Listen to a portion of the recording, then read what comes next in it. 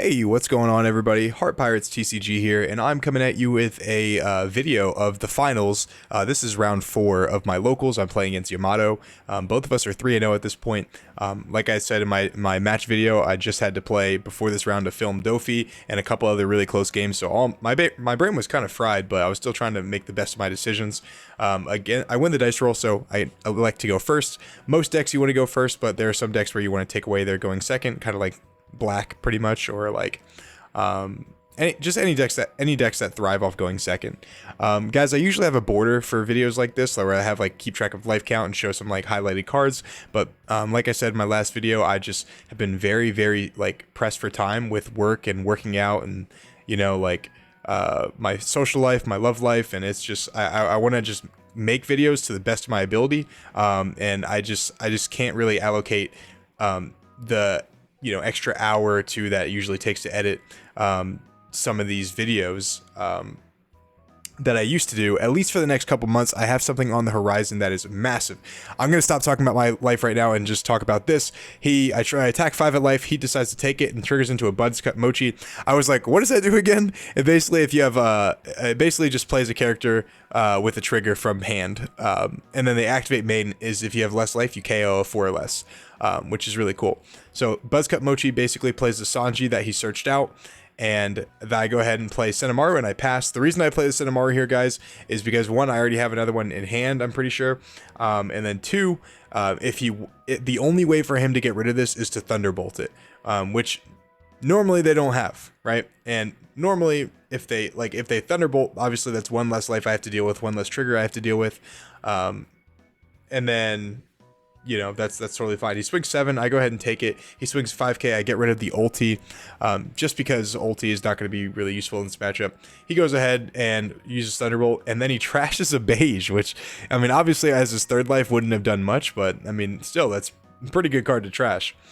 For me at least, right? So now I am at 5 Dawn. I have a Zeph in hand, but I decided not to use it because I'm not going to bounce the pudding back, and establishing a 6k is still important, so I decided to swing 6 at his Sanji. His leg is shaking out of control right now. I'm probably going to crop that out of the video because like it's probably not too bad in normal speed, but when it's sped up a little bit, his leg is like jackrabbiting right now. So he 2k counters out of this attack to save a Sanji. I play a Pacifista, and then I pass a Fista. Yeah, that was super lame. I'm not going to do that ever again. Then he goes ahead and swings 5 with Sanji, and I debate this. He has 6 Dawn up, so I'm trying to think what I'm going to do here. I counter out with a Zeph because I'm pretty much not going to use it right now. It's a good thing I counter out because he swings 7 right here, and I go ahead and take it. No trigger at all, and then he taps 4 for a Sanji, and then he goes ahead and passes. And I'm not going to say the Pacifista again.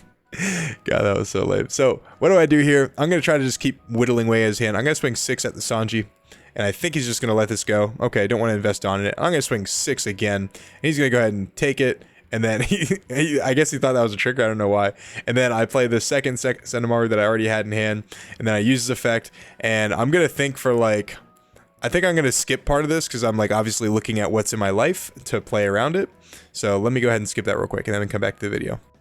Alright, after a little bit of thinking, I go ahead and decide that because I need to play a bunch of Dawn on curve, I'm not going to have a lot of Dawn to save for like blockers or anything, I'm going to go ahead and get the Pacifista out. That way, if he tries to go too heavily into my life like he has been doing with 7k swings, then I will be able to block at least one of them and stay relatively healthy while I'm playing on curve, because I believe I have a Soga King that's going to come out, and then right after I have a Mihawk that's coming out. So I'm not going to have a lot of time to play Missile Sunday. I'm not going to have a lot of Dawn to save Dragon Twister, so I don't want to take a lot of life. So I go ahead and elect, because I already have a Pacifista in hand, I go ahead and elect to get a blocker Pacifista, which is exactly what this is in for. I was playing 0 at first. I was just playing the Pacifistas. Then I brought it up, the blocker Pacifista, to 1, and I was like, you know what, I just really need this for times where it just like where like they're pressuring my life too much, and it really came in handy throughout most of these games. I never saw it when I didn't want to see it. It is the worst feeling though in the world when it's in your life. When it's in your life, you're like, damn, that is a completely dead card because I'm pretty much never going to play it. And then plus, like, whenever I need to take the life and I need it to be like a 1k or 2k, it is not. So I debate this real quick. So he has 8 Dawn right now because he went second. He swings 5k at life here. I consider taking it, and then I'm like, you know what? Actually, if that's a Big Mom, then I'm going to trash my own life. I don't want to give you one. So I'm not going to take it. I'm going to counter out of this one. And if you play Big Mom, if you attack for 6k, I'm going to go ahead and either block or counter out. And then I'm going to trash my own life if you play Big Mom. However, I think for a second here, and I'm like, okay, I think I'm just going to counter out of this one. I think do I counter out with a Soga King? What do I do here? I don't want to use my blocker. Dude, I'm not going to lie to you guys. I was playing so well this tournament. Like, I was really thinking my plays through. I go ahead and 2k counter out of it. And then he swings 5k. I'm like, okay, Big Mom's not coming out. I go ahead and take it. I trigger under a 3000 worlds, which I'm not going to use on the pudding because there's no point. He plays Katakuri, puts the Sanji back on his life, which is a smart play. Because he has a couple dead cards in hand, and that's an extra life and another blocker that I can't 3000 worlds right off the bat. However, I have a Mihawk in hand, and what I need to do is I need to bottom deck that Sanji. So I swing 5 at life, and he's going to go ahead and, I believe, just discard out of this with a Paro Sparrow. Yep, discards out with a Paro Sparrow. And then I swing 6 at life. He's like, do I want to waste another 2k when I could just take the life and have a blocker? He decides to do that. He triggers the Sanji, and then I debate, because if he didn't take that life right there, then I wasn't going to play Mihawk. But because he did, I go ahead and bottom deck it with Mihawk right there. If he didn't take that life though, guys, I was gonna red rock the Katakuri right there, and then I was gonna use the Senamaru to play another Pacifista from hand. But I just wanted to get that Sanji off the board while also establishing a body, and I figured I need to have a big body because, like, if he starts playing like Yamatos and Katakuris and just, like, you know, 7-cost Big Moms, I need to be able to, like, deal with them in a Dawn efficient manner. And that's why I didn't go Pacifista there, and that was a great decision on my part, just because that Mihawk was very crucial to clearing his board later on in the game, when it really mattered, when I was at a little bit of a crossroads of what I should do. And that Mihawk just allowed me to play a little bit more freely while also getting rid of a blocker. So he's gonna swing 6 or 8 at my Pacifista. I go ahead and block, and then I forget what he does here. He goes ahead and swings 6 at, I believe it's my Pacifista, and I go ahead and 2k counter out of that, and I know Yamato's coming and he's gonna die anyway, but I want to make him choose between either the Senamaru or my Pacifista, because obviously, what is he going to do with 9 Dawn? He's going to play Yamato. So I didn't want him to clear both my cards, so I had to save one of them. Obviously, if I was going to save my Pacifista, if I was going to save one of them, I had to counter out. So that's kind of my thought process behind that. So I am at a little bit of a crossroads here. I decide what I'm going to do. I think I might try to go for game. I swing 6 at life here, and he only has 3 cards in hand, so I'm like, I'm gonna try to do something a little cheeky. So I swing 6 at life, he gives me a 1k. So I'm like, okay, that's fine. I'm gonna swing 10 at the Katakuri, and he only has 2 cards in hand. If one of those was dead, then obviously the Katakuri dies.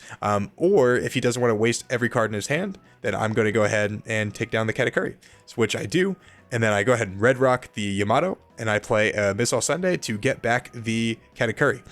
Guys, when you're going for board, it's really tough to decipher when you should go for board or when you should go for characters.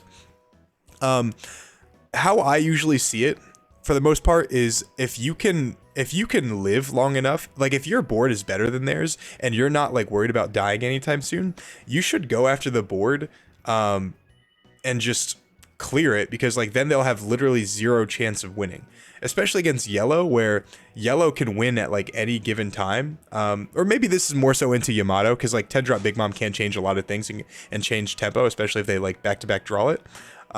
So real quick, guys, he's gonna swing 6 at my Pacifista. I'm gonna go ahead and block just to get back the red rock, so when he plays this Yamato to kill the Pacifista, then I'm gonna go ahead and red rock it.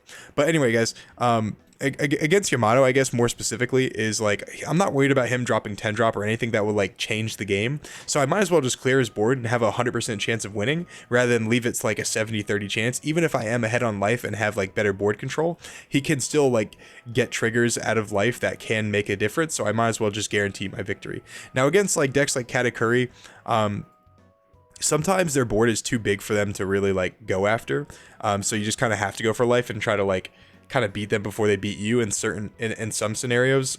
Crocodile a lot of times is that way too. I go ahead and swing 6 at life. He gets a beige out of life, and my Mihawk cannot attack. I go ahead and red rocket. And this turn looks very familiar because I'm going to play another Missile Sunday, and I'm going to pass.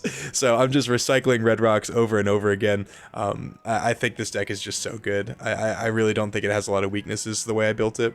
And I'm so proud that I was able to come up with this deck profile and take it to a decently skilled locals and do well with it. So I'm pretty happy about that. At this point, the game is honestly kind of over.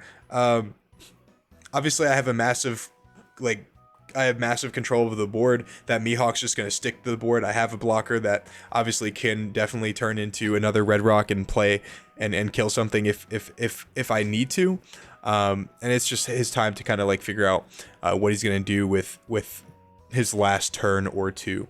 He's going to go ahead and use Soul Focus, which I wasn't expecting. I go ahead and trash my Sakazuki right there. I'm not giving him a life. There's no reason to.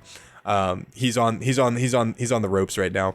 So he's going to go ahead and put, I believe it's 3 on Pudding and attack, if I remember correctly. Yeah, he's going to put 3 on Pudding and attack for 5k. God, I always think it's so ugly when people like put the Don on top of the character leader. I think it looks so ugly. Sorry, Preston, bro, but that is like the ugliest way of like putting Don on characters. So he's gonna attack with Pudding for 5k. I go ahead and use Senamaru to counter out. That's my last counter actually. So I don't have anything else. The only thing I have in hand is 2 3000 worlds actually. So he swings 7 at life, I believe, or 6 at life. I go ahead and block it just to get back the red rock in case he plays something else. Like, I mean, I don't know. I mean, I didn't really need to block it, but might as well just block it just in case, right? In case he like does something cheeky with like a Thunderbolt and I don't kill him next turn. I don't know. He has 2 cards in hand, 1 Don up. And his leader's at 6k, so I have to go to 11 to get out of to math him out of the game. So I put good thing I checked right here too, because I was like, hold on, what? That's not 5 or 6. That's 5. So I swing 11 at life. He has to take it, and then I also just put I saved Don up because I had another blocker too, but I swing 13 at life and I just math him out of the game and I win.